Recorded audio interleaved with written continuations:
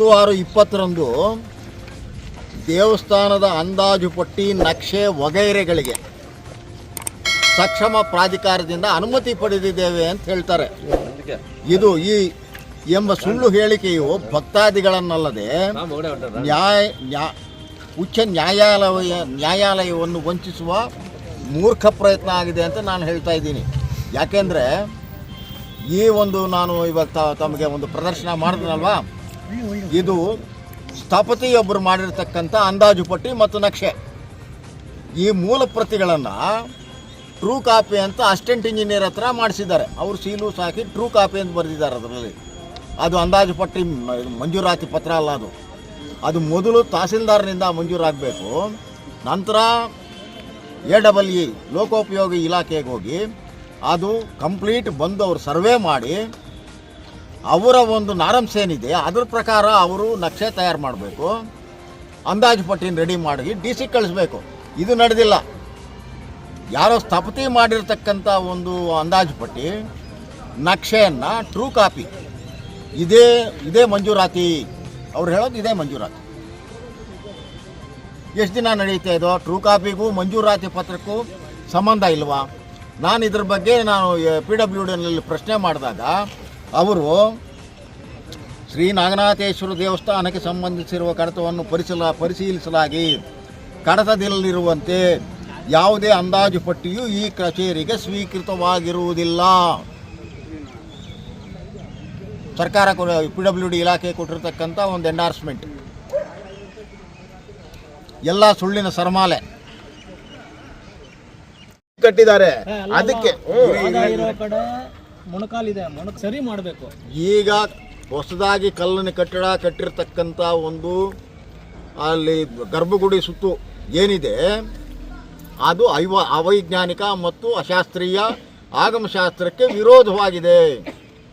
ಇದನ್ನು ಬಂದಂಥ ಆಗಮಶಾಸ್ತ್ರ ಪಂಡಿತರು ಪರಿಶೀಲನೆ ಮಾಡಿ ಶಾಸ್ತ್ರಕ್ಕೆ ವಿರೋಧವಾಗಿದೆ, ಇದನ್ನು ತೆರವು ಮಾಡಿ ಅಂತ ಹೇಳ್ತಾರೆ. ಇದೇ ಆದೇಶ ಧಾರ್ಮಿಕ ದತ್ತಿ ಇಲಾಖೆಯಿಂದ ನಮಗೆ ಬರುತ್ತೆ. ದತ್ತಿ ಇಲಾಖೆ ಬಂದಿದೆ ಹೇಳಿ, ಸರ್ಕಾರ ಆದೇಶ ಬಂದಿದ್ದು ತಳ್ಳಿ ತೆರವು ಮಾಡಿ.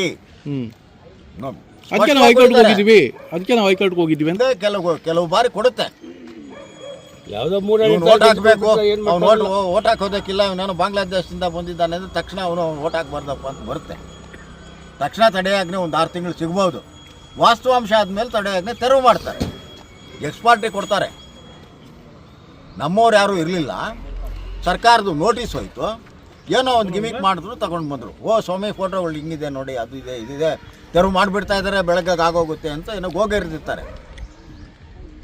ಇವರಿಷ್ಟು ಕಟ್ಟಿದಾರಲ್ವಾ, ಫೋಟೋಗಳೆಲ್ಲ ನೋಡಿದ್ರೆ ಏನೋ ಕರೆಕ್ಟಾಗಿದೆ ಅನ್ನೋ ಒಂದು ಭಾವನೆಯಿಂದ ನ್ಯಾಯಾಲಯ ಮಂಜೂರು ಮಾಡಿರೋದ್ರಲ್ಲಿ ತಪ್ಪೇನಿಲ್ಲ. ವಾಸ್ತವಾಂಶ ಆದಮೇಲೆ ಗೊತ್ತಾಗುತ್ತೆ, ಅವರು ಒಂದು ಪಿಟಿಷನ್ ವಜಾ ಆಗುತ್ತೆ. ನಾವು ಅದನ್ನೇ ಇವಾಗ ಪ್ರಯತ್ನ ಮಾಡ್ತಾ ಇದ್ದೀವಿ. ಎಲ್ಲ ದೇವ್ರನ್ನ ಮೂಲ ದೇವ್ರು ಎತ್ತಬಾರ್ದು ಅಷ್ಟೇ ನಮ್ಮ ಪ್ರಶ್ನೆ. ನಾವು ದಾಖಲೆ ಇಟ್ಟುಕೊಂಡೇ ಮಾತಾಡ್ತೀವಿ ಹೊರತು ಅವರಾಗೆ ನಾವು ಇದು ದಾಖಲೆ ಇಲ್ಲದೆ ನಾವು ಮಾತಾಡೋಕ್ಕೆ ಹೋಗೋದೇ ಇಲ್ಲ.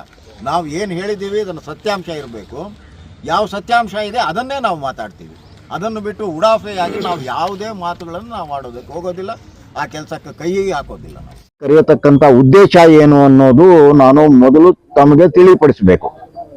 ನಿನ್ನೆ ಹಳೆ ಅಭಿವೃದ್ಧಿ ಸಮಿತಿ ಸದಸ್ಯರಾದರು ನಾವು 3-4 ಜನ ಸದಸ್ಯರು ಸೇರಿ ಒಂದು ಪತ್ರಿಕಾಗೋಷ್ಠಿಯನ್ನು ನಡೆಸಿಬಿಟ್ಟು ನಾವು ಈ ಹಿಂದೆ ಮಾಡಿರ್ತಕ್ಕಂಥ ಕಾರ್ಯಗಳಿಗೆ ಈಗಿನ ಹೊಸ ಸಮಿತಿಯವರು ಅಡ್ಡ ಬಂದಿದ್ದಾರೆ, ಆದ್ದರಿಂದ ದೇವಸ್ಥಾನದ ನಿರ್ಮಾಣ ಕಾರ್ಯ ನಿಂತೋಗಿದೆ, ಈ ಮೂಲ ಎಲ್ಲಿತ್ತು ಅನ್ನೋದನ್ನ ನಾವು ಪರಿಶೀಲನೆ ಮಾಡಬೇಕಾಗತ್ತೆ. ಇದ್ದಕ್ಕಿದ್ದಂಗೆ ಸುಮಾರು 2 ವರ್ಷದಿಂದ ಮೌನವಾಗಿತ್ತಂತ ಹಿಂದಿನ ಸಮಿತಿ ಸದಸ್ಯರು ದಿಢೀರನ್ನೇ ನಿನ್ನೆ ಯಾಕೆ ಪತ್ರಿಕಾಗೋಷ್ಠಿ ನಡೆಸಿದ್ರು ಅನ್ನೋದಕ್ಕೆ ಕಾರಣ ಏನು ಅಂತ ಹೇಳಿದ್ರೆ, ಕೆಲವು ದಿನಗಳ ಹಿಂದೆ ಮಾಜಿ ಶಾಸಕರು ನಮ್ಮ ಸಚಿವರನ್ನು ಕುರಿತು ನಾಗನಾಥೇಶ್ವರ ಸ್ವಾಮಿ ದೇವಸ್ಥಾನದ ಪೂಜೆ ನಿಲ್ಲೋದಕ್ಕೆ, ಅಲ್ಲಿ ಕಾಮಗಾರಿಗಳು ನಿಲ್ಲೋದಕ್ಕೆ ಇವರೇ ಕಾರಣ ಅಂತ ಹೇಳಿದ್ರು. ಅವರು ಅದಕ್ಕೆ ಕಾರಣರಾಗಿರ್ಲಿಲ್ಲ. ಅದಕ್ಕೆ ಜವಾಬು ಕೊಡ್ತಕ್ಕಂಥ ಜವಾಬ್ದಾರಿ ನಮ್ಮ ಸಮಿತಿ ಸದಸ್ಯರ ಮೇಲಿತ್ತು. ಆಗ ನಾನು ಮತ್ತು ಟಿ ಶ್ರೀನಿವಾಸ್ ಅವರು ಇಬ್ರು ಅವರ ಹೇಳಿಕೆಯನ್ನು ಖಂಡಿಸಿ, ಇದಕ್ಕೆ ನೀವು ತಪ್ಪು ಮಾಡಿದ್ದೀರಾ, ನಾವು ಕಾನೂನುಬದ್ಧವಾಗಿ ನಡ್ಕೊಳ್ತಾ ಇದ್ದೀವಿ, ನಮ್ಮ ಕೈಯಲ್ಲೇ ಇದ್ದಿದ್ರೆ ನಾವು ಇಷ್ಟೊತ್ತಿಗೆ ಗರ್ಭಗುಡಿಯನ್ನಾದರೂ ನಾವು ಪೂರೈಕೆ ಮಾಡ್ತಾ ಇದ್ವಿ, ಅನಾವಶ್ಯಕವಾಗಿ ತರಾತುರಿಯಲ್ಲಿ ನ್ಯಾಯಾಲಯಕ್ಕೆ ತಪ್ಪು ದಾಖಲೆಗಳನ್ನು ಕೊಟ್ಟುಬಿಟ್ಟು ತಡೆ ಆಜ್ಞೆ ತಂದಿದ್ದೀರಾ, ಇದರಿಂದ ಇದು ತಡೆ ಆಗಿದೆ, ಇದರಿಂದ ನಿಂತೋಗಿದೆ. ತಡೆ ಆಜ್ಞೆಯನ್ನು ನಾವು ತೆರವು ಮಾಡೋದಕ್ಕೆ ಪ್ರಯತ್ನ ಪಡ್ತಾ ಇದ್ದೀವಿ, ಇಷ್ಟರಲ್ಲೇ ಆಗುತ್ತೆ ಅನ್ನತಕ್ಕಂಥ ಒಂದು ಹೇಳಿಕೆಯನ್ನು ನೀಡಿದ್ವಿ. ಜೊತೆಗೆ ಈ ದೇವಸ್ಥಾನದ ದುಡ್ಡು, ಆ ಜಮೀನು ಮಾಡಿರ್ತಕ್ಕಂಥ ದುಡ್ಡು ಒಂದು 4 ಕೋಟಿ ರೂಪಾಯಿ 2 ಕೋಟಿ 4 ಕೋಟಿ ರೂಪಾಯಿ ಬಂದಿದೆ. ಹಿಂದಿನ ಸಮಿತಿ ಸದಸ್ಯರ ವಶದಲ್ಲದಿದೆ. ಅದರ ಬಗ್ಗೆ ಲೆಕ್ಕಗಳನ್ನು ಕೊಡಿಸಿ, ನೀವು ಲೆಕ್ಕಗಳನ್ನು ಕೊಡಿಸೋದು ನಿಮ್ಮ ನೈತಿಕ ಜವಾಬ್ದಾರಿ ಅಂತ ಹೇಳಿದ್ವಿ. ಇದಕ್ಕೆ ನಾವು ಬದ್ಧರಾಗಿದ್ದೀವಿ. ಅದೇ ವಿಷಯನೇ ಪೇಪರ್ನಲ್ಲಿ ಬಂದಿದೆ, ಮತ್ತೆ ಯೂಟ್ಯೂಬ್ ಇಲ್ಲ, ಪೇಪರ್ನಲ್ಲಿ ಬಂದಿದೆ. ಇವರೇನು ಅನ್ಕೊಂಡಿದ್ದಾರೆ, ನಮ್ಮ ಮಾಜಿ ಶಾಸಕರು ಕೋಟ್ಯಾಂತರ ರೂಪಾಯಿಗಳನ್ನ ಖರ್ಚು ಮಾಡಿದ್ದಾರೆ ದೇವಾಲಯಗಳಿಗೆ, ಈ ಲೆಕ್ಕ ಕೇಳೋದಕ್ಕೆ ನೀವ್ಯಾರು ಅಂತ ಹೇಳಿದ್ರು. ನಾವು ಅವರು ಕೋಟ್ಯಾಂತರ ರೂಪಾಯಿ ಕೊಟ್ಟಿದ್ದಾರೋ, ಇನ್ನೂ ಡಾಲರ್ಸ್ ಕೊಟ್ಟಿದ್ದಾರೋ, ನಾವು ಅದರ ಬಗ್ಗೆ ಪ್ರಶ್ನೆ ಮಾಡಿಲ್ಲ. ಜಮೀನು ಮಾರಿರ್ತಕ್ಕಂಥ ಒಂದು ದೇವಾಲಯಕ್ಕೆ ಸಂಬಂಧಪಟ್ಟಿರತಕ್ಕಂಥ ಜಮೀನು ಮಾರಿರುವುದು ದುಡ್ಡು ನಿಮ್ಮ ಹತ್ರ ಇದೆ, ಅದು ದೇವಸ್ಥಾನದ ನಿರ್ಮಾಣಕ್ಕೆ ಮೀಸಲಾಗಿದೆ, ಅದರ ಬಗ್ಗೆ ಲೆಕ್ಕ ಕೊಡಿ, ಅದನ್ನು ಕೊಡಿಸಿ, ಇದು ಜವಾಬ್ದಾರಿ ನಿಮ್ಮದು ಅಂತ ಹೇಳಿದ್ದೇವೆ ಹೊರತು ಶಾಸಕರದ ಒಂದು ವೈಯಕ್ತಿಕ ವಿಚಾರವನ್ನು ನಾವು ಬಳಸ್ಕೊಂಡಿಲ್ಲ. ಎರಡನೇದು, ಈಗ ನಿನ್ನೆ ಒಂದು ಪ್ರೆಸ್ ಸ್ಟೇಟ್ಮೆಂಟು ರಿಲೀಸ್ ಮಾಡಿದ್ದಾರೆ. ಕೆಲವು ಪತ್ರಿಕೆಗಳಲ್ಲಿ ಬಂದಿದೆ, ಕೆಲವು ಪತ್ರಿಕೆಗಳಲ್ಲಿ ಬರದೇ ಇರಬಹುದು. ಇದ್ರ ಬಗ್ಗೆ ನಾನು ಪಾಯಿಂಟ್ ವೈಸ್ ಖಂಡಿಕೆವಾರ ಉತ್ತರವನ್ನ ನಾನು ತಮಗೆ ಕೊಡ್ತೀನಿ. ಮುಖ್ಯವಾಗಿ ವೆಂಕಟೇಶ್ವರ ದೇವಾಲಯ ಅಭಿವೃದ್ಧಿ ಸಮಿತಿ ಅಂತ 27/1/2020 ಒಂದು ಸಮಿತಿ ರಚನೆ ಆಗುತ್ತೆ.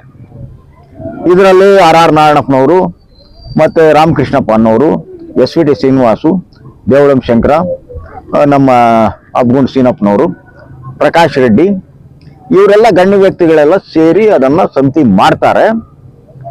ಸರಿ, ನಿಗದಿತ ಒಂದು ಅವಧಿಯೊಳಗೆ ಅವರೊಂದು ಕಾರ್ಯಕ್ರಮ, ಒಂದು ಕಟ್ಟಡವನ್ನು ಕಟ್ಟುವುದಕ್ಕೆ ಆಗೋದಿಲ್ಲ. ನಮ್ಮ ಆಗಮಶಾಸ್ತ್ರದ ಪ್ರಕಾರ ಕಳಾಕರ್ಷಣೆ ಆದ 6 ತಿಂಗಳ ಒಳಗಾಗಿ ದೇವರು ಮತ್ತೆ ಮೂಲ ಸ್ಥಾನಕ್ಕೆ ಹೋಗಬೇಕು. ಕಳಾಕರ್ಷಣೆ ಅಂದ್ರೆ ಏನು? ಮೂಲ ದೇವರಲ್ಲಿ ಇರ್ತಾರೆ, ಅದರಲ್ಲಿ ಒಂದು ಭಾಗ ಒಂದು ಜೀವ ಅದನ್ನ ಇಲ್ಲಿಗೆ ಶಾಸ್ತ್ರೋಕ್ತವಾಗಿ ಕರ್ಕೊಂಡು ಬಂದು ಇಲ್ಲಿ ಪ್ರತಿಷ್ಠಾಪನೆ ಮಾಡೋದು, ಪೂಜೆಗಳನ್ನು ಮಾಡ್ತಾ ಇರೋದು. ನಂತರ ಕಾರ್ಯಕ್ರಮ ಏನು ಜೀರ್ಣೋದ್ಧಾರ ವಗೈರೆ ಎಲ್ಲ ಆದ್ಮೇಲೆ ಮತ್ತೆ ದೇವರನ್ನ ಅಲ್ಲಿಗೆ ಕರ್ಕೊಂಡು ಹೋಗಿ ಯಥಾಸ್ಥಾನದಲ್ಲಿ ಇರಿಸೋದು, ಇದನ್ನ ಕಳಾಕರ್ಷಣೆ ಅಂತ ಮಾಡ್ತಾರೆ. ಈ ಕಳಾಕರ್ಷಣೆ ಆಗಿ ಸುಮಾರು ಅವರು ಹೇಳ್ತಾರೆ 8/12/21 ಈ ದಿನಾಂಕದಂದು ಕಳಾಕರ್ಷಣೆ ಮಾಡಿದ್ದೀವಿ. 6 ತಿಂಗಳಿಗೊಂದ್ಸಲಿ ಮತ್ತೆ ನವೀಕರಣ ಮಾಡಬೇಕಾಗಿತ್ತು, ನವೀಕರಣ ಮಾಡಿಲ್ಲ. 6 ತಿಂಗಳಾದ್ಮೇಲೆ ನೀವು ನವೀಕರಣ ಮಾಡಿಲ್ದೆ ಹೋಗ್ಲಿ, ಶಾಸ್ತ್ರಕ್ಕೆ ಸಂಬಂಧಪಟ್ಟಂತೆ ದೇವರು ಮತ್ತೆ ಮೂಲ ಸ್ಥಾನಕ್ಕೆ ಹೋಗ್ತಾರೆ. ಮತ್ತೆ ಮೂಲ ಸ್ಥಾನಕ್ಕೆ ಹೊರಟೋಗ್ಬಿಡ್ತಾರೆ, ಅದು ಗೊತ್ತಾಗಲ್ಲ, ಮತ್ತೆ ಕರ್ಕೊಂಡು ಬರ್ಬೇಕು. ಈ ಪ್ರಕ್ರಿಯೆ ನಡೆದಿರೋದು ಸಹ ಶಾಸ್ತ್ರೋಕ್ತವಾಗಿ ಯಾರಿಗೂ ಮಾಡಿಸಿಲ್ಲ, ಆ ಕಾರ್ಯನ್ನೇ ಮಾಡಿಸಿಲ್ಲ. ನಂತರ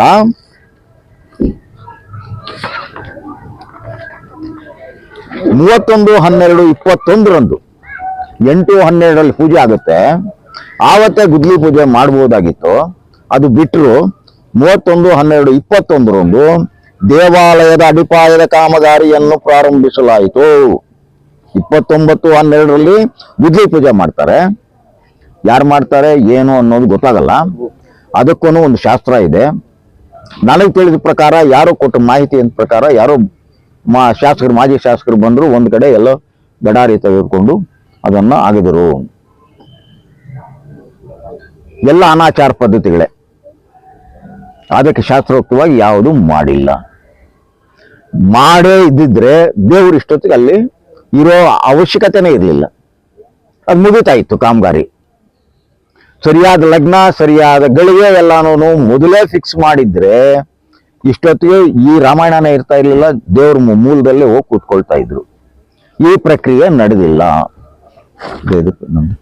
ಪೇಪರ್ ಹೀಗೆ ಚಿಕ್ಕಬಳ್ಳಾಪುರ ನಮ್ಮ ಉಪವಿಭಾಗಾಧಿಕಾರಿ ಚಿಕ್ಕಬಳ್ಳಾಪುರ ಜಿಲ್ಲೆ ಇವರು 27/1/20ರಲ್ಲಿ ಒಂದು ನೇಮಕಾತಿ ಪತ್ರವನ್ನು ಕೊಡ್ತಾರೆ, ಆದೇಶವನ್ನು ಕೊಟ್ಟಾಗ ಹಲವಾರು ಷರತ್ತುಗಳನ್ನು ಹಾಕಿರ್ತಾರೆ. ಅದರಲ್ಲಿ ಆ ಪೈಕಿ ಮುಖ್ಯವಾದಂತಹ ಷರತ್ತುಗಳನ್ನು ನಾನು ತಮ್ಮ ಗಮನಕ್ಕೆ ಮಡಿಸ್ತಾ ಇದ್ದೀನಿ.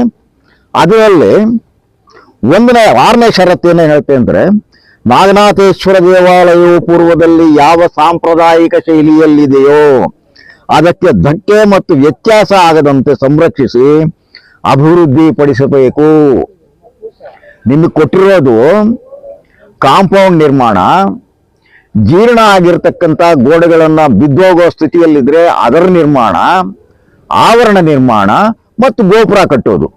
ಇಷ್ಟಕ್ಕೆ ಮಾತ್ರ ನಿಮ್ಗೆ ಅನ್ವಯಿಸುತ್ತೆ ಈ ಆದೇಶ. ವಿಗ್ರಹಗಳನ್ನ ಮೇಲೆ ಎತ್ತೋದಾಗ್ಲಿ, ಉಪದೇವಾಲಯಗಳಲ್ಲಿದ್ದಂಥ ದೇವರುಗಳನ್ನ ತೆಗೆದು ಅದನ್ನ ಬೇರೆ ಬೇರೆ ಕಡೆ ಇಟ್ಟು ಅದಕ್ಕೆ ಕಲಾಕರ್ಷಣೆ ಮಾಡೋದಾಗ್ಲಿ ಇಲ್ಲ. ಇದನ್ನ 6/10/2023 ಒಂದು ಸಮಿತಿ ಬರುತ್ತೆ. ಇದು ಸಮಿತಿಯನ್ನು ಕರೆಸೋದು ಅವರೇ. ನಮಗೆ ಮುಂದಿನ ಮಾರ್ಗದರ್ಶನ ನೀಡಿ ಅಂತ ಇವರು ಹಳೆ ಸಮಿತಿಯವರು ಧಾರ್ಮಿಕ ದತ್ತಿ ಇಲಾಖೆಗೆ ಪತ್ರ ಬರೀತಾರೆ. ಅಲ್ಲಿ ಅವರು ಆಗಮಿಕರು ಬರ್ತಾರೆ. ಬಂದು ನೋಡಿ, ಇಲ್ಲ ನೀವು ಮಾಡಿರೋ ಸರಿ ಇಲ್ಲ, ಇದು ಕಲಾಕರ್ಷಣೆ ಪ್ರಕ್ರಿಯೆ ನಡೆದಿಲ್ಲ ಕರೆಕ್ಟ್ ಆಗಿ, ಅನಾಚಾರವಾಗಿ ಆಗಮಶಾಸ್ತ್ರಕ್ಕೆ ವಿರುದ್ಧವಾಗಿ ಇಲ್ಲಿ ಕಾಮಗಾರಿಗಳು ನಡೆದಿವೆ ಅಂತ ಸ್ಪಷ್ಟವಾಗಿ ಹೇಳಿದ್ರು ಅವರು. ಇವ್ರು ಹೇಳ್ತಾರೆ, ಅವ್ರು ಮೆಚ್ಕೊಂಡ್ರಂತೆ, ಇವ್ರ ಕಾರ್ಯಕ್ರಮಗಳನ್ನ ಮೆಚ್ಕೊಂಡು ಶಭಾಷ್ ಅಂತ ಹೋಗ್ಬಿಟ್ರು ಅಂತ. ಮತ್ತೆ 24/1/2024ರಲ್ಲಿ ಮತ್ತೊಂದು ತಂಡ ಬರುತ್ತೆ, ತಜ್ಞರವರು ಸ್ಪೆಷಲಿಸ್ಟ್ ಬರ್ತಾರೆ, ಮೀರಾಬಾಯಿ ಅಂತ ಅವರು. ಮೀರಾ ಅನ್ನೋರ ನೇತೃತ್ವದಲ್ಲಿ ಬರ್ತಾರೆ. ಇವ್ರ ಮೇಲೆ ಕೆಂಡಾಮಂಡಲ ಹಾಕ್ತಾರೆ. ಯಾರ್ರೀ ನೀವು ಈ ಕೆಲಸ ಮಾಡಿದ್ದು? ಇಲ್ಲಿರ್ತಕ್ಕಂಥ ಇದು ಹಳೆ ವಸ್ತುಗಳೆಲ್ಲ ಎಲ್ಲಿ ಹೋಯ್ತು? ನಾಗನಾಥೇಶ್ವರ ದೇವಾಲಯ ಅಭಿವೃದ್ಧಿ ಸಮಿತಿ ಅಂತ 27/1/2020ರಂದು ಒಂದು ಸಮಿತಿ ರಚನೆ ಆಗುತ್ತೆ. ಇದರಲ್ಲಿ R ನಾರಾಯಣಪ್ಪನವರು ಮತ್ತೆ ರಾಮಕೃಷ್ಣಪ್ಪ ಅನ್ನೋರು, SVT ಶ್ರೀನಿವಾಸು, ದೇವಳಂ ಶಂಕರ, ನಮ್ಮ ಅಬ್ಗುಂಡ್ ಸೀನಪ್ಪನವರು, ಪ್ರಕಾಶ್ ರೆಡ್ಡಿ, ಇವರೆಲ್ಲ ಗಣ್ಯ ವ್ಯಕ್ತಿಗಳೆಲ್ಲ ಸೇರಿ ಅದನ್ನ ಸಮಿತಿ ಮಾಡ್ತಾರೆ. ಸರಿ, ನಿಗದಿತ ಒಂದು ಅವಧಿಯೊಳಗೆ ಅವರೊಂದು ಕಾರ್ಯಕ್ರಮ, ಒಂದು ಕಟ್ಟಡವನ್ನು ಕಟ್ಟುವುದಕ್ಕೆ ಆಗೋದಿಲ್ಲ. ನಮ್ಮ ಆಗಮಶಾಸ್ತ್ರದ ಪ್ರಕಾರ ಕಲಾಕರ್ಷಣೆ ಆದ 6 ತಿಂಗಳ ಒಳಗಾಗಿ ದೇವರು ಮತ್ತೆ ಮೂಲ ಸ್ಥಾನಕ್ಕೆ ಹೋಗಬೇಕು. ಕಲಾಕರ್ಷಣೆ ಅಂದ್ರೆ ಏನು? ಮೂಲ ದೇವರಲ್ಲಿ ಇರ್ತಾರೆ, ಅದರಲ್ಲಿ ಒಂದು ಭಾಗ ಒಂದು ಜೀವ ಅದನ್ನ ಇಲ್ಲಿಗೆ ಶಾಸ್ತ್ರೋಕ್ತವಾಗಿ ಕರ್ಕೊಂಡು ಬಂದು ಇಲ್ಲಿ ಪ್ರತಿಷ್ಠಾಪನೆ ಮಾಡೋದು, ಪೂಜೆಗಳನ್ನು ಮಾಡ್ತಾ ಇರೋದು.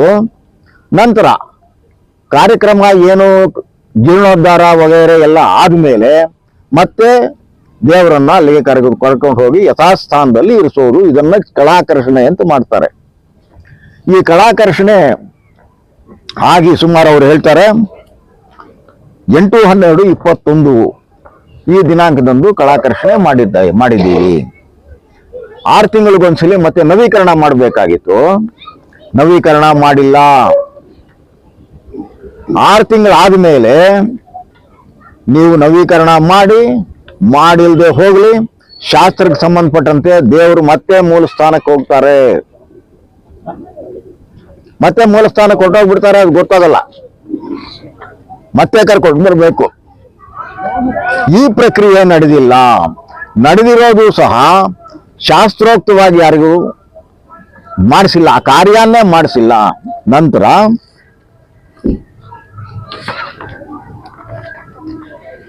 31/12/21ರಂದು 8/12ರಲ್ಲಿ ಪೂಜೆ ಆಗುತ್ತೆ. ಆವತ್ತೇ ಗುದ್ಲಿ ಪೂಜೆ ಮಾಡಬಹುದಾಗಿತ್ತು. ಅದು ಬಿಟ್ಟರು 31/12/21ರಂದು ದೇವಾಲಯದ ಅಡಿಪಾಯದ ಕಾಮಗಾರಿಯನ್ನು ಪ್ರಾರಂಭಿಸಲಾಯಿತು. 29/12 ಗುದ್ಲಿ ಪೂಜೆ ಮಾಡ್ತಾರೆ. ಯಾರು ಮಾಡ್ತಾರೆ ಏನು ಅನ್ನೋದು ಗೊತ್ತಾಗಲ್ಲ. ಅದಕ್ಕೂ ಒಂದು ಶಾಸ್ತ್ರ ಇದೆ.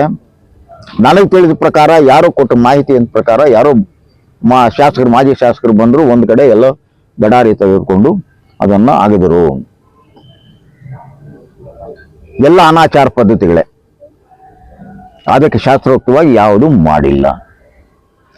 ಮಾಡೇ ಇದ್ದಿದ್ರೆ ದೇವ್ರ ಇಷ್ಟೊತ್ತಿಗೆ ಅಲ್ಲಿ ಇರೋ ಅವಶ್ಯಕತೆನೇ ಇರಲಿಲ್ಲ. ಅದು ಮುಗಿತಾ ಇತ್ತು ಕಾಮಗಾರಿ. ಸರಿಯಾದ ಲಗ್ನ, ಸರಿಯಾದ ಗಳಿಗೆ ಎಲ್ಲಾನು ಮೊದಲೇ ಫಿಕ್ಸ್ ಮಾಡಿದ್ರೆ ಇಷ್ಟೊತ್ತಿಗೆ ಈ ರಾಮಾಯಣನೇ ಇರ್ತಾ ಇರ್ಲಿಲ್ಲ. ದೇವ್ರ ಮೂಲದಲ್ಲೇ ಹೋಗಿ ಕೂತ್ಕೊಳ್ತಾ ಇದ್ರು. ಈ ಪ್ರಕ್ರಿಯೆ ನಡೆದಿಲ್ಲ. ಪೇಪರ್ ಹೀಗೆ ಚಿಕ್ಕಬಳ್ಳಾಪುರ ನಮ್ಮ ಉಪವಿಭಾಗಾಧಿಕಾರಿ ಚಿಕ್ಕಬಳ್ಳಾಪುರ ಜಿಲ್ಲೆ ಇವರು 27/1/20 ಒಂದು ನೇಮಕಾತಿ ಪತ್ರವನ್ನು ಕೊಡ್ತಾರೆ, ಆದೇಶವನ್ನು ಕೊಟ್ಟಾಗ ಹಲವಾರು ಷರತ್ತುಗಳನ್ನು ಹಾಕಿರ್ತಾರೆ. ಅದರಲ್ಲಿ ಆ ಪೈಕಿ ಮುಖ್ಯವಾದಂತಹ ಷರತ್ತುಗಳನ್ನು ನಾನು ತಮ್ಮ ಗಮನಕ್ಕೆ ಮಡಿಸ್ತಾ ಇದ್ದೀನಿ. ಅದರಲ್ಲಿ 6ನೇ ಷರತ್ತು ಏನೇ ಹೇಳ್ತೆ ಅಂದ್ರೆ, ನಾಗನಾಥೇಶ್ವರ ದೇವಾಲಯವು ಪೂರ್ವದಲ್ಲಿ ಯಾವ ಸಾಂಪ್ರದಾಯಿಕ ಶೈಲಿಯಲ್ಲಿದೆಯೋ ಅದಕ್ಕೆ ಧಕ್ಕೆ ಮತ್ತು ವ್ಯತ್ಯಾಸ ಆಗದಂತೆ ಸಂರಕ್ಷಿಸಿ ಅಭಿವೃದ್ಧಿ ಪಡಿಸಬೇಕು. ನಿಮಗೆ ಕೊಟ್ಟಿರೋದು ಕಾಂಪೌಂಡ್ ನಿರ್ಮಾಣ, ಜೀರ್ಣ ಆಗಿರ್ತಕ್ಕಂಥ ಗೋಡೆಗಳನ್ನ ಬಿದ್ದೋಗೋ ಸ್ಥಿತಿಯಲ್ಲಿದ್ರೆ ಅದರ ನಿರ್ಮಾಣ, ಆವರಣ ನಿರ್ಮಾಣ ಮತ್ತು ಗೋಪುರ ಕಟ್ಟೋದು. ಇಷ್ಟಕ್ಕೆ ಮಾತ್ರ ನಿಮ್ಗೆ ಅನ್ವಯಿಸುತ್ತೆ ಈ ಆದೇಶ. ವಿಗ್ರಹಗಳನ್ನ ಮೇಲೆ ಎತ್ತೋದಾಗ್ಲಿ, ಉಪದೇವಾಲಯಗಳಲ್ಲಿದ್ದಂಥ ದೇವರುಗಳನ್ನ ತೆಗೆದು ಅದನ್ನ ಬೇರೆ ಬೇರೆ ಕಡೆ ಇಟ್ಟು ಅದಕ್ಕೆ ಕಲಾಕರ್ಷಣೆ ಮಾಡೋದಾಗ್ಲಿ ಇಲ್ಲ.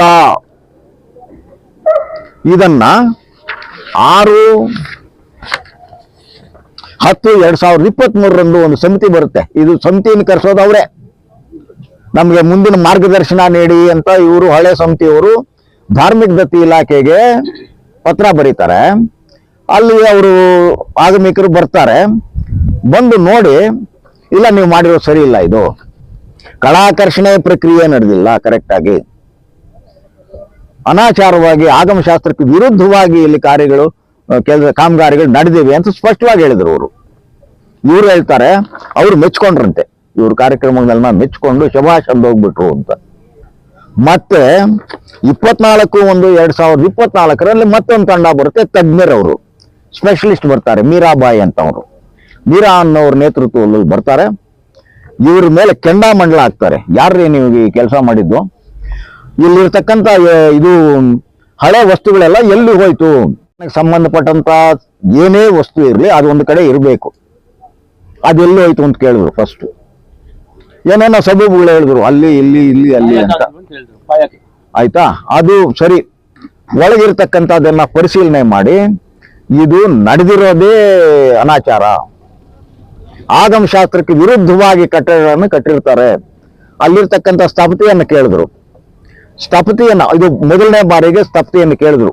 ಮೊದಲನೇ ತಂಡ ಬಂದಿತ್ತಲ್ವಾ 6/10 ಆವಾಗ ಸ್ಥಪತಿಯನ್ನು ಕರೆಸಿ ಕೇಳಿದ್ರು. ವಿಜಯ್ ಕುಮಾರ್ ಅಂತಕ್ಕಂಥ ಆಗಮ ಪಂಡಿತರು, ಏನಪ್ಪಾ ನೀನು ಎಷ್ಟೋ ದೇವಾಲಯಗಳನ್ನು ಕಟ್ಟಿದೀಯಾ, ಇದನ್ನ ಯಾಕೆ ಈ ರೀತಿ ಮಾಡಿದೀಯಾ ಅಂತ. ನನಗೆ ಮೊನ್ನೆ ನಮ್ಮ ಒಂದು ಮಾಹಿತಿ ಸಿಕ್ತು. ಪ್ಲಾನ್ ಅವರೇ ಮಾಡಿಕೊಟ್ಟಿದ್ರಂತೆ. ಯಾರು? ಆ ಹಳೆ ಸ್ಥಪತಿ ಅವರ ಹೆಸರೇನು ಗೊತ್ತಿಲ್ಲ, ಅವರು ಎಲ್ಲೋ ಇದ್ದಾರೆ. ಒಂದು ಲಿಂಗನ ಮೇಲೆ ಎತ್ತಿ ಮಾಡಿರ್ತಕ್ಕಂಥ ವಿನ್ಯಾಸ ಅಥವಾ ನಕ್ಷೆ, ಒಂದು ಲಿಂಗವನ್ನ ಯಥಾಸ್ಥಿತಿಯಲ್ಲಿ ಇರಿಸಿ ಕಟ್ಟತಕ್ಕಂಥ ಕಟ್ಟಡ, 2 ಮೊದಲು ಲಿಂಗವನ್ನ ಹಾಗೆ ಇರಿಸಿಬಿಟ್ಟು ಆ ಪದ್ಧತಿ ಪ್ರಕಾರ ಮಾಡೋಣ ಅನ್ನೋ ನಕ್ಷೆಯನ್ನ ಅಳವಡಿಸ್ಕೊಂಡ್ರು. ಮತ್ತೆ ಅದೇನಾಯ್ತೋ ಏನೋ ಗೊತ್ತಿಲ್ಲ, ಇದ್ದಕ್ಕಿದ್ದಂಗೆನೆ ಅದು ಚೇಂಜ್ ಆಗಿ ಅದು ಮಾರ್ಪಾಟಾಯ್ತು. 2ನೇ ಇದಕ್ಕೆ ಇವರು ಅದನ್ನ ಆಪ್ಷನ್ ತಗೊಂಡಾಗ ಇದು ಬೇರೆ ಯಾರಿಗೂ, ನಾಗರಿಕರಿಗಾಗಲಿ ಅಥವಾ ಭಕ್ತಾದಿಗಳಿಗಾಗಲಿ ಗೊತ್ತಿಲ್ಲ. ಇಷ್ಟೇ ಯಾಕೆ ಅವ್ರ ಸಮಿತಿಯಲ್ಲಿ ಸದಸ್ಯರಿಗೆ ಹಲವಾರು ಜನಕ್ಕೆ ಗೊತ್ತಿಲ್ಲ. ಗೊತ್ತಾದ ಮೇಲೆ ನಮ್ಮ ಸಮಿತಿ ಸದಸ್ಯರೊಬ್ಬರು ಅದನ್ನು ವಿರೋಧ ಮಾಡ್ತಾರೆ. ವಿರೋಧ ಮಾಡಿಬಿಟ್ಟು ಇದು ಸರಿ ಇಲ್ಲ, ಮೂಲ ವಿಗ್ರಹ ಎತ್ತೋದಕ್ಕೆ ನಾನು ವಿರೋಧಿ ಅಂತ ಹೇಳ್ಬಿಟ್ಟು ಎಲ್ಲ ಬುಕ್ಕಲ್ಲಿ ತಪ್ಪು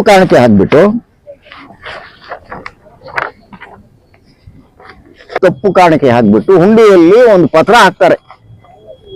ಆ ಪತ್ರ ನಾವು ಹುಂಡಿ ಎಣಿಸುವಾಗ ಸಿಗುತ್ತೆ. ಅದರಲ್ಲಿ ಅವರು ಸ್ಪಷ್ಟವಾಗಿ ಹೇಳ್ತಾರೆ, 3 ವರ್ಷಗಳ ಹಿಂದೆ ನಾಗನಾಥೇಶ್ವರ ದೇವಸ್ಥಾನದ ಜೀರ್ಣೋದ್ಧಾರಕ್ಕಾಗಿ ಸಂಕಲ್ಪ ಮಾಡಿದ್ದೆವು. ದೇವಸ್ಥಾನ ಆರಂಭವಾಗುವವರೆಗೂ ನಮ್ಮನ್ನು ಬಳಸಿಕೊಂಡು ನಂತರ ದೂರ ಇಟ್ಟರು. ದೇವಸ್ಥಾನದ ಅರ್ಚಕರು, ಭಕ್ತರು, ಕೆಲ ಟ್ರಸ್ಟಿಗಳು ಮೂಲ ದೇವರ ಲಿಂಗದ ವಿಗ್ರಹವನ್ನು ಸ್ಥಳಾಂತರ ಮಾಡಬಾರದೆಂದು ಒಬ್ಬ ಟ್ರಸ್ಟಿಯಾಗಿ ನಾನು ತಿಳಿಸಿದ್ದೆ. ಇದಕ್ಕೆ ಮೊದಲು ಒಪ್ಪಿಗೆ ನೀಡಿದವರು ನಂತರ ಮೂಲ ವಿಗ್ರಹದ ಲಿಂಗವನ್ನು ತೆಗೆಯಲು ಪ್ರಯತ್ನಿಸಿದರು. ಆದ್ದರಿಂದ ಈ ಪ್ರಕ್ರಿಯೆಯಿಂದ ನಾನು ದೂರ ಉಳಿಯುತ್ತಿದ್ದೇನೆ. ಲಿಂಗ ಸ್ಥಳಾಂತರಕ್ಕೂ ನನಗೂ ಸಂಬಂಧ ಇರುವುದಿಲ್ಲ. ಇದಕ್ಕಾಗಿ ನಾನು 1101 ರೂಪಾಯಿ ತಪ್ಪು ಕಾಣಿಕೆಯನ್ನು ಹಾಕ್ತಾ ಇದ್ದೀನಿ ಅಂತ ಹೇಳ್ಬಿಟ್ಟು ಕಾಣಿಕೆ ಮತ್ತು ಪತ್ರವನ್ನ ಹುಂಡಿಯಲ್ಲಿ ಹಾಕ್ತಾರೆ. ಇದು ಅವರ ಸಮಿತಿ ಸದಸ್ಯರೇ ಹಾಕಿರೋದು. ಇದರ ಮೂಲ ಪ್ರತಿ ನಮ್ಮ ಮುಜರಾಯಿ ಇಲಾಖೆಯಲ್ಲಿ ಭದ್ರವಾಗಿದೆ, ಯಾರು ಬೇಕಾದ್ರೂ ನೋಡ್ಬೋದು. ಅಂದ್ರೆ ಇಲ್ಲೇ ಭಿನ್ನಾಭಿಪ್ರಾಯ. ಇವರು ಯಾರೋ ಒಬ್ರು ಇಬ್ರು 3 ಜನನೇ ಲಿಂಗ ಎತ್ತಬೇಕು ಅನ್ನೋ ಒಂದು ನಿರ್ಧಾರಕ್ಕೆ ಭದ್ರಾಗಿರೋದು. ಉಳಿದವ್ರಿಗೆಲ್ಲ ಯಾರಿಗೂ ಇಷ್ಟ ಇಲ್ಲ. ಆಗುವುದನ್ನು ನಮ್ಮ ಮೇಲೆ ಇವಾಗ ಕೂಡಿಸೋದು. ಇದು ಷರತ್ತುಗಳು ನಾನು ಹೇಳಿದ್ನಲ್ವಾ ಆವಾಗಲೇ. ಯಾವುದೇ ಒಂದು ಅದು 9 ಮತ್ತು 10ನೇ ಷರತ್ತು ಕಾಮಗಾರಿ ಪೂರ್ವ ನಂತರದ ಪ್ರಗತಿಯನ್ನು ಸಮಗ್ರವಾಗಿ ಚಿತ್ರೀಕರಿಸಿ ನಿಗದಿತ ಅವಧಿಯೊಳಗೆ ಸಂಪೂರ್ಣ ಕಾಮಗಾರಿಯನ್ನು ಪೂರ್ಣಗೊಳಿಸತಕ್ಕದ್ದು ಷರತ್ತಿದು. ಇವ್ರಿಗೆ ಆದೇಶ ಕೊಡುವಾಗಲೇ ಇದಿದೆ. ಚಿತ್ರೀಕರಣ ಇಲ್ಲ. ಪೂರ್ವ ಮೊದಲು ದೇವಸ್ಥಾನ ಏನಿತ್ತು ಅದಿಲ್ಲ, ಏನ್ ನಡೀತಾ ಇದೆ ಇಲ್ಲ. ಇದನ್ನ ತಿಂಗಳಿಗೊಂದ್ಸಲಿ ತಹಸೀಲ್ದಾರರ ಸಮಕ್ಷಮ ಸಭೆ ನಡೆಸಿ ಅವ್ರ ಗಮನಕ್ಕೆ ತರಬೇಕು, ಅದಿಲ್ಲ. ಇನ್ನು ಇಷ್ಟ ಆಯ್ತಾ? ಖರ್ಚು ವೆಚ್ಚಗಳ ಬಗ್ಗೆ ದೇವಸ್ಥಾನಕ್ಕೆ ಯಾರು ದುಡ್ಡು ಕೊಟ್ರು, ಏನು, ಹೇಗೆ, ನೀವೇ ಸ್ವಂತ ಮಾಡಿದ್ರ? ಇದನ್ನ ಬಗ್ಗೆ ನಾವು ಕ್ವಶನ್ ಕೇಳಿದ್ವಿ. ನಾವು ಕೇಳಿದಾಗ ಒಂದು ಇದನ್ನ ನಾವೆಲ್ಲರೂ ಸೇರಿ ತಹಸೀಲ್ದಾರ್ ಕೇಳಿದಾಗ ತಹಸೀಲ್ದಾರವರು ನೋಟಿಸ್ ಕೊಟ್ಟಾಗ ಯಾರೋ ಭಕ್ತಾದಿಗಳು ಬರ್ತಾರೆ, ಕಲ್ಲು ಕೆತ್ತನೆ ಮಾಡ್ತಾರೆ, ಅವರೇ ನಿಲ್ಲಿಸ್ತಾರೆ, ಕೂಲಿ ಅವರೇ ಕೊಡ್ತಾರೆ, ನಮಗ್ ಸಂಬಂಧ ಇಲ್ಲ. ಮತ್ತೆ ಹಣಕಾಸು ವಸೂಲಿ ನಾವು ಮಾಡಿರೋದಿಲ್ಲ. ಇದರಿಂದ ಬ್ಯಾಂಕ್ ಖಾತೆ ತೆರೆಯೋ ಪ್ರಶ್ನೆನೇ ಬರೋದಿಲ್ಲ. ಬ್ಯಾಂಕ್ ಖಾತೆ ಯಾವಾಗಿಲ್ವೋ ನಾವು ಲೆಕ್ಕಪತ್ರಗಳನ್ನ ಇಡ್ತಕ್ಕಂಥ ಪ್ರಶ್ನೆನೇ ಉದ್ಭವ ಆಗೋದಿಲ್ಲ ಅಂತ ಅವರು ಸೈನ್ ಮಾಡಿ ಇವ್ರು ಕೊಡ್ತಾರೆ. ತಹಸೀಲ್ದಾರ್ಗೆ ಒಂದು ಮನವಿಯನ್ನು ಸಲ್ಲಿಸ್ತಾರೆ. ಏನೂ ಇಲ್ಲದೆ ನೀವು ಯಾಕ್ರಿ ಅಭಿವೃದ್ಧಿ ಸಮಿತಿ ಸದಸ್ಯರಾಗಿದ್ದೀರಾ? ಯಾರೋ ಭಕ್ತಾದಿಗಳು ಬರ್ತಾರೆ, ಮಾಡ್ಕೊಳ್ತಾರೆ, ಹೋಗ್ತಾರೆ, ಕೂಲಿನೂ ಅವರೇ ಕೊಟ್ಕೊಳ್ತಾರೆ ಅಂದಮೇಲೆ ನೀವು ಯಾತಕ್ಕಿದ್ದೀರಿ?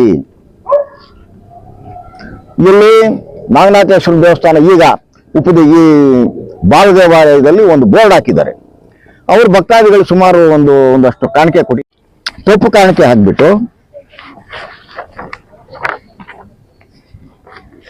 ಕಾಣಿಕೆ ಹಾಕ್ಬಿಟ್ಟು ಹುಂಡಿಯಲ್ಲಿ ಒಂದು ಪತ್ರ ಹಾಕ್ತಾರೆ. ಆ ಪತ್ರ ನಾವು ಹುಂಡಿ ಎಣಿಸುವಾಗ ಸಿಗುತ್ತೆ. ಅದರಲ್ಲಿ ಅವರು ಸ್ಪಷ್ಟವಾಗಿ ಹೇಳ್ತಾರೆ, 3 ವರ್ಷಗಳ ಹಿಂದೆ ನಾಗನಾಥೇಶ್ವರ ದೇವಸ್ಥಾನದ ಜೀರ್ಣೋದ್ಧಾರಕ್ಕಾಗಿ ಸಂಕಲ್ಪ ಮಾಡಿದ್ದೆವು. ದೇವಸ್ಥಾನ ಆರಂಭವಾಗುವವರೆಗೂ ನಮ್ಮನ್ನು ಬಳಸಿಕೊಂಡು ನಂತರ ದೂರ ಇಟ್ಟರು. ದೇವಸ್ಥಾನದ ಅರ್ಚಕರು, ಭಕ್ತರು, ಕೆಲ ಟ್ರಸ್ಟಿಗಳು ಮೂಲ ದೇವರ ಲಿಂಗದ ವಿಗ್ರಹವನ್ನು ಸ್ಥಳಾಂತರ ಮಾಡಬಾರದೆಂದು ಒಬ್ಬ ಟ್ರಸ್ಟಿಯಾಗಿ ನಾನು ತಿಳಿಸಿದ್ದೆ. ಇದಕ್ಕೆ ಮೊದಲು ಒಪ್ಪಿಗೆ ನೀಡಿದವರು ನಂತರ ಮೂಲ ವಿಗ್ರಹದ ಲಿಂಗವನ್ನು ತೆಗೆಯಲು ಪ್ರಯತ್ನಿಸಿದರು. ಆದ್ದರಿಂದ ಈ ಪ್ರಕ್ರಿಯೆಯಿಂದ ನಾನು ದೂರ ಉಳಿಯುತ್ತಿದ್ದೇನೆ. ಲಿಂಗ ಸ್ಥಳಾಂತರಕ್ಕೂ ನನಗೂ ಸಂಬಂಧ ಇರುವುದಿಲ್ಲ. ಇದಕ್ಕಾಗಿ ನಾನು 1101 ರೂಪಾಯಿ ತಪ್ಪು ಕಾಣಿಕೆಯನ್ನು ಹಾಕ್ತಾ ಇದ್ದೀನಿ ಅಂತ ಹೇಳ್ಬಿಟ್ಟು ಕಾಣಿಕೆ ಮತ್ತು ಪತ್ರವನ್ನ ಹುಂಡಿಯಲ್ಲಿ ಹಾಕ್ತಾರೆ. ಇದು ಅವರ ಸಮಿತಿ ಸದಸ್ಯರೇ ಹಾಕಿರೋದು. ಇದರ ಮೂಲ ಪ್ರತಿ ನಮ್ಮ ಮುಜರಾಯಿ ಇಲಾಖೆಯಲ್ಲಿ ಭದ್ರವಾಗಿದೆ, ಯಾರು ಬೇಕಾದ್ರೂ ನೋಡ್ಬೋದು. ಅಂದ್ರೆ ಇಲ್ಲೇ ಭಿನ್ನಾಭಿಪ್ರಾಯ. ಇವರು ಯಾರೋ ಒಬ್ರು ಇಬ್ರು 3 ಜನನೇ ಲಿಂಗ ಎತ್ತಬೇಕು ಅನ್ನೋ ಒಂದು ನಿರ್ಧಾರಕ್ಕೆ ಬದ್ಧರಾಗಿರೋದು. ಉಳಿದವರಿಗೆಲ್ಲ ಯಾರಿಗೂ ಇಷ್ಟ ಇಲ್ಲ. ಆಗುವುದನ್ನ ನಮ್ಮ ಮೇಲೆ ಇವಾಗ ಕೂರಿಸೋದು. ಇದು ಷರತ್ತುಗಳು ನಾನು ಹೇಳಿದ್ನಲ್ವಾ ಆವಾಗಲೇ. ಯಾವುದೇ ಒಂದು ಅದು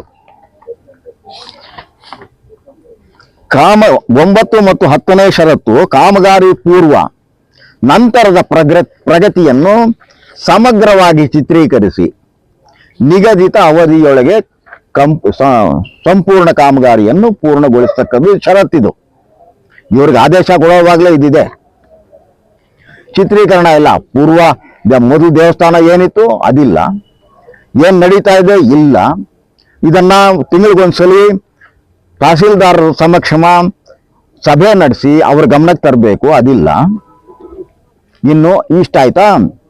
ಖರ್ಚು ವೆಚ್ಚಗಳ ಬಗ್ಗೆ ದೇವಸ್ಥಾನಕ್ಕೆ ಯಾರು ದುಡ್ಡು ಕೊಟ್ರು, ಏನು, ಹೇಗೆ, ನೀವೇ ಸ್ವಂತ ಮಾಡಿದ್ರ? ಇದನ್ನ ಬಗ್ಗೆ ನಾವು ಕ್ವಶನ್ ಕೇಳಿದ್ವಿ. ನಾವು ಕೇಳಿದಾಗ ಒಂದು ಇದನ್ನ ನಾವೆಲ್ಲರೂ ಸೇರಿ ತಹಸೀಲ್ದಾರ್ ಕೇಳಿದಾಗ ತಹಸೀಲ್ದಾರ್ ಅವರು ನೋಟಿಸ್ ಕೊಟ್ಟಾಗ ಯಾರೋ ಭಕ್ತಾದಿಗಳು ಬರ್ತಾರೆ, ಕಲ್ಲು ಕೆತ್ತನೆ ಮಾಡ್ತಾರೆ, ಅವರೇ ನಿಲ್ಲಿಸ್ತಾರೆ, ಕೂಲಿ ಅವರೇ ಕೊಡ್ತಾರೆ, ನಮಗ್ ಸಂಬಂಧ ಇಲ್ಲ. ಮತ್ತೆ ಹಣಕಾಸು ವಸೂಲಿ ನಾವು ಮಾಡಿರೋದಿಲ್ಲ. ಇದರಿಂದ ಬ್ಯಾಂಕ್ ಖಾತೆ ತೆರೆಯೋ ಪ್ರಶ್ನೆನೇ ಬರೋದಿಲ್ಲ. ಬ್ಯಾಂಕ್ ಖಾತೆ ಯಾವಾಗಿಲ್ವೋ ನಾವು ಲೆಕ್ಕಪತ್ರಗಳು ನೀಡತಕ್ಕಂತ ಪ್ರಶ್ನೆನೇ ಉದ್ಭವ ಆಗೋದಿಲ್ಲ ಅಂತ ಅವರು ಸೈನ್ ಮಾಡಿ ಇವ್ರು ಕೊಡ್ತಾರೆ. ತಹಸೀಲ್ದಾರ್ಗೆ ಒಂದು ಮನವಿಯನ್ನು ಸಲ್ಲಿಸ್ತಾರೆ. ಏನೂ ಇಲ್ಲದೆ ನೀವು ಯಾಕ್ರಿ ಅಭಿವೃದ್ಧಿ ಸಮಿತಿ ಸದಸ್ಯರಾಗಿದ್ದೀರಾ? ಯಾರೋ ಭಕ್ತಾದಿಗಳು ಬರ್ತಾರೆ, ಮಾಡ್ಕೊಳ್ತಾರೆ, ಹೋಗ್ತಾರೆ, ಕೂಲಿನೂ ಅವರೇ ಕೊಟ್ಕೊಳ್ತಾರೆ ಅಂದ್ಮೇಲೆ ನೀವು ಯಾತಕ್ಕಿದ್ದೀರಿ? ಇಲ್ಲಿ ನಾಗನಾಥೇಶ್ವರ ದೇವಸ್ಥಾನ ಈಗ ಈ ಬಾಲ ದೇವಾಲಯದಲ್ಲಿ ಒಂದು ಬೋರ್ಡ್ ಹಾಕಿದ್ದಾರೆ. ಅವ್ರ ಭಕ್ತಾದಿಗಳು ಸುಮಾರು ಒಂದಷ್ಟು ಕಾಣಿಕೆ ಕೊಡಿ ಅವರು ಕೊಟ್ಟಿದ್ದಾರೆ. ನಾನು 3 ಲಕ್ಷ ರೂಪಾಯಿ ಚಿಲ್ಲರೆ ನಾನು ಇವ್ರು ಕೊಟ್ಟಿರೋದು ನಿಜ ಅಂತ ತಹಸೀಲ್ದಾರ್ ಅವ್ರಿಗೆ ಕೊಡ್ತಾರೆ. ಇದಕ್ಕೆ ರಸೀದಿಗಳು ಅವ್ರು ನಮ್ಮನ್ನು ಕೇಳ್ತಾ ಇದ್ದಾರೆ. ಇವರೇ ಯಾಕೆ ಕೊಡಬಾರ್ದಾಗಿತ್ತು? ಕೊಟ್ಟಿಲ್ಲ. ಹೀಗೆ ಬೇರೆಯವರು ಎಷ್ಟೆಷ್ಟು ಏನೇನು ಜನ ಕೊಟ್ಟಿದ್ದಾರೋ ಗೊತ್ತಿಲ್ಲ. ಬ್ಯಾಂಕ್ ಅಕೌಂಟೇ ಇಲ್ಲ, ರಸೀದಿಗಳು ಕೊಟ್ಟಿಲ್ಲ. ಯಾರೋ ಬಂದರು, ಯಾರೋ ಹೋದ್ರು. ನೀವು ಮಾಡಿರ್ತಕ್ಕಂಥ ಕೆಲಸ ಏನು? ಇಷ್ಟೆಲ್ಲ ವ್ಯವಹಾರಗಳು ನಡೆದರೂ ಸಹ ನಾವು ಯಾತಕ್ಕೆ ಸುಮ್ಮನೆ ಇದ್ದೀವಿ ಅಂದ್ರೆ ಇವರು ಅಧಿಕಾರದಲ್ಲಿದ್ರು 27/1/21ಕ್ಕೆ ಇವರ ಒಂದು ಅವಧಿ ಮುಗಿದಾಗ ನಾವು ಎಂಟ್ರಿ ಆಗ್ಬೇಕಾಯ್ತು. ಅವಾಗ ಬಂದು ನೋಡಿದ್ರೆ ನಾನು ಪೂರ್ವ ಮಾಹಿತಿ ಇತ್ತು ನನಗೆ. ಬಹಳ ಜನ ಹೇಳಿದ್ರು, ಅವ್ರ ಸಮಿತಿಯಲ್ಲಿದ್ದವರೇ ಹೇಳಿದ್ರು, ನಮ್ಮ ಕೈಲಿ ಆಗಲ್ಲ, ನೀವು ಯಾರಾದ್ರೂ ಒಬ್ರು ಮಧ್ಯ ಪ್ರವೇಶ ಮಾಡಿ, ದೇವಸ್ಥಾನದಲ್ಲಿ ಅನಾಚಾರಗಳು ನಡೀತಾ ಇದೆ. ನಾನು ಹೇಳಿದೆ, ಇಲ್ಲಪ್ಪ ದೇವಸ್ಥಾನ ವಿಷಯಕ್ಕೆ ನಾವು ಬರೋಲ್ಲ, ಕಟ್ಟಡ ನಡೀತಾ ಇದೆ ನಡೀಲಿ, ನಾವು ಮಧ್ಯೆ ಬಂದ್ರೆ ನಮ್ಮನ್ನ ದೂಷಣೆ ಮಾಡ್ತಾರೆ ಜನ, ಇಲ್ಲ ನೀವು ಬಂದು ನೋಡಿ. ಸರಿ, ಯಾವುದೋ ಒಂದು ಪ್ರಸಂಗ ಬಂದು ನೋಡಿದಾಗ ಇಲ್ಲಿ ನನಗೆ ಲಿಂಗ ಕಾಣಿಸ್ಲಿಲ್ಲ. ಎಲ್ಲಿ ಏನು ಅಂತ ಇವ್ರನ್ನ ಅರ್ಚಕರನ್ನ ಕೇಳಿದ್ರೆ ಈ ರೀತಿ ಒಳಗಿದೆ. ಯಾವಾಗ ಒಳಗೋಗಿ ನೋಡಿದ್ರೆ ಏನು ಹೇಗೆ ದರ್ಶನ ಮಾಡೋದು ಏನು ಹೇಗೆ ಅಂತ ಹೇಳಿದ್ರೆ ಅವ್ರು ಇಲ್ಲ ಲಿಂಗ ಮೇಲೆ ಕೆತ್ತಾರಂತ ಇದು ಅಂತ. ಇಲ್ಲ ಮೇಲೆ ಕೆತ್ತೋದಕ್ಕೆ ಅವಕಾಶ ಇಲ್ಲ ಇದು ಅಂತ ಹೇಳಿ ನಾನು ಆವಾಗ ನಮ್ಮ ಸದಸ್ಯರ ಗಮನಕ್ಕೆ ತಂದ್ವಿ. ಸರಿ, ನಮ್ಮ ಹಿರಿಯರು ನಮ್ಮ ಊರಿನಲ್ಲೆಲ್ಲಾನು ಕೇಳಿದ್ವಿ, ಇಲ್ಲ ಮೂಲಲಿಂಗನ ಯಾವುದೇ ಕಾರಣಕ್ಕೂ ನಾವು ಹಾಗೆ ಬಿಡಬೇಕು, ಅದನ್ನ ಎತ್ತೋದಕ್ಕೆ ಅವಕಾಶ ಕೊಡಬಾರದು ಅಂತಕ್ಕಂಥ ಒಮ್ಮತದ ಅಭಿಪ್ರಾಯದ ಮೇಲೆ ನಾವು ಶಾಸಕರನ್ನ ಭೇಟಿ ಮಾಡಿದ್ವಿ. ವಿಷಯನ ಅವ್ರಿಗೂ ತಿಳಿಸಿದ್ವಿ. ಸರಿ ಆಯಿತು, ಆಗಿದ್ದಾಗಿದೆ, ಹೊಸದಾಗಿ ನಾವೊಂದು ಸಮಿತಿ ಮಾಡೋಣ ಅಂಥೇಳಿ ನಮ್ಮನ್ನ ಸಮಿತಿ ಸದಸ್ಯರನ್ನಾಗಿ ನೇಮಕ ಮಾಡಿದ್ರು. ನಾವೇನೋ ಒಂದಷ್ಟು ಕಾಣಿಕೆ ದೇಣಿಗೆ ವಸೂಲಿ ಮಾಡಿ ಲೆಕ್ಕ ಪ್ರಕಾರ ನಾವು ಖಾತೆಯನ್ನು ತೆರೆದಿದ್ದೀವಿ. ಮಾಡೋಣ ಅಂತ ಎಲ್ಲ ಪ್ರಾರಂಭ ಮಾಡಿದಾಗ ಇನ್ನು ನಾಳೆ ಪೂಜೆ ಮಾಡಬೇಕು, ಈ ದಿನ ಹೋಗಿ ಸ್ಟೇ ಬಂತು. ಸ್ಟೇ ವೇಕೇಟ್ ಮಾಡಿಸೋದಕ್ಕೆ ಬಹಳ ಪ್ರಯತ್ನ ಪಟ್ವಿ. ಇದರಲ್ಲಿ ಮೊದಲು ಕಷ್ಟ ಏನು ಅಂತ ಹೇಳಿದ್ರೆ 6 ತಿಂಗಳಿಗೊಂದ್ಸಲಿ 8 ತಿಂಗಳಿಗೊಂದ್ಸಲಿ ಸರ್ಕಾರಿ ವಕೀಲರು ಚೇಂಜ್ ಆಗ್ತಾರೆ ಹೈಕೋರ್ಟ್ನಲ್ಲಿ. ಆ ಒಂದು ಹಿನ್ನೆಲೆಯಲ್ಲಿ ನಾವು ಹೋಗೋದಕ್ಕೂ ನಾವು ಸಬ್ಮಿಟ್ ಮಾಡೋದಕ್ಕೂ ಅವರು ಚೇಂಜ್ ಆಗೋದಕ್ಕೂ ಈ ರೀತಿ ಹಲವಾರಂತ ಅಡಚಣೆಗಳು ಬಂತು. ಸುಮಾರು 1 ತಿಂಗಳು 2 ತಿಂಗಳಿಂದ ಇದ್ರ ಬಗ್ಗೆ ನಾವು ಶ್ರದ್ಧೆಯಾಗಿ ಇದನ್ನ ನಾವು ಕಾರ್ಯಕ್ರಮವನ್ನು ನಾವು ಕೈಗೆತ್ಕೊಂಡಿದ್ದೀವಿ. ರವೀಂದ್ರನಾಥ್ ಅಂತಕ್ಕಂಥ ಒಬ್ಬ ಪ್ಲೀಡರ್, ಗೌರ್ಮೆಂಟ್ ಪ್ಲೀಡರ್ ಅವರು ಹೇಳಿದ್ದಾರೆ, ನೀವು ಸ್ಟೇ ವೇಕೇಟ್ ಅಪ್ಲಿಕೇಶನ್ ಮೂವ್ ಮಾಡೋಣ. ತಹಸೀಲ್ದಾರು ನಾನು ಸುಮಾರು 2-3 ಸಲ ನಾನು ಶ್ರೀನಿವಾಸು ಇವೆಲ್ಲ ಹೋಗಿ ನಾವು ಮಾತಾಡ್ಕೊಂಡು ಬಂದಿದ್ದೀವಿ. ಇಷ್ಟರಲ್ಲೇ ತೆರವು ಆಗುತ್ತೆ. ತೆರವಾದ ಮೇಲೆ ಅದರ ಬಗ್ಗೆ ಈ ಏನು ಹಣಕಾಸು ವ್ಯವಸ್ಥೆ ಬಗ್ಗೆ ಚಿಂತೆ ಮಾಡಬೇಕಾದಿಲ್ಲ. ನಡೆಸ್ಕೊಳ್ಳೋ ಒಂದು ದೇವ್ರು ನಡೆಸ್ಕೊಳ್ತಾನೆ. ಮಿಕ್ಕಿದ್ದು ತತ್ಕಾಲಕ್ಕೆ ಪೂಜೆಗಳು ಯಥಾವಿಧಿಯಾಗಿ ನಡೆಯೋದಕ್ಕೆ ಗರ್ಭಗುಡಿ ಮಾತ್ರ ನಿರ್ಮಾಣ ಆಗಲಿ ಅನ್ನೋ ಉದ್ದೇಶದಿಂದ ನಾವು ಬಹಳಷ್ಟು ಪ್ರಯತ್ನಗಳನ್ನು ನಾವು ಮಾಡ್ತಾ ಇದ್ದೀವಿ. ಜನರ ಸಹಕಾರ ಬೇಕು, ಭಕ್ತಾದಿಗಳ ಸಹಕಾರ ಬೇಕು, ಅಧಿಕಾರಿಗಳ ಸಹಕಾರ ಬೇಕು. ಇದನ್ನು ನಾವು ಈ ಒಂದು ಸಹಕಾರವನ್ನು ನಿರೀಕ್ಷೆಯಲ್ಲಿ ಇಟ್ಟುಕೊಂಡು ನಾವು ಮುಂದುವರಿಸ್ತಾ ಇದ್ರೆ ನಮಗೆ ಮತ್ತೆ ಅಡಚಣೆ ಮಾಡೋದಕ್ಕೆ ಇವರು ಪ್ರಾರಂಭ ಮಾಡಿದ್ದಾರೆ. ದೇವರಿಗೆ ಅವರು ಸದ್ಬುದ್ಧಿ ಏನೂ ಕೊಡೋದಿಲ್ಲ. ಅವ್ರಿಗೆ ಮಾತಿಗೂ ಏನೋ ಒಂದು ಅಡಚಣೆ ತರೋದು, ಏನೋ ಒಂದು ವ್ಯವಹಾರ ಮಾಡೋದು.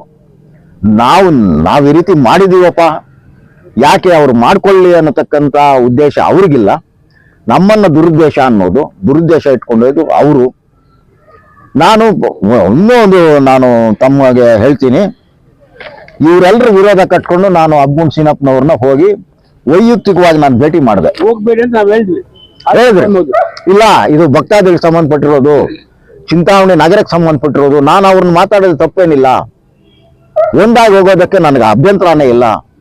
ಹೋಗಿ ನಾನು ಬೇಡ್ಕೊಂಡೆ, ಚಿನ್ನಪ್ಪನವರೇ ಮೂಲಲಿಂಗ ಅಲ್ಲೇ ಇರಲಿ, ಆಗಿದ್ದಾಗಿದೆ, ಆ ಹೆಸರು ನಿಮ್ಗೆ ಬರಲಿ. ಈ ಮಾತನ್ನ ನಾವು ಹಿಂದೆನೇ ಹೇಳಿದ್ದೀವಿ, ನಮಗೆ ಬೇಡ, ನೀವೇ ಕಟ್ಕೊಳ್ಳಿ.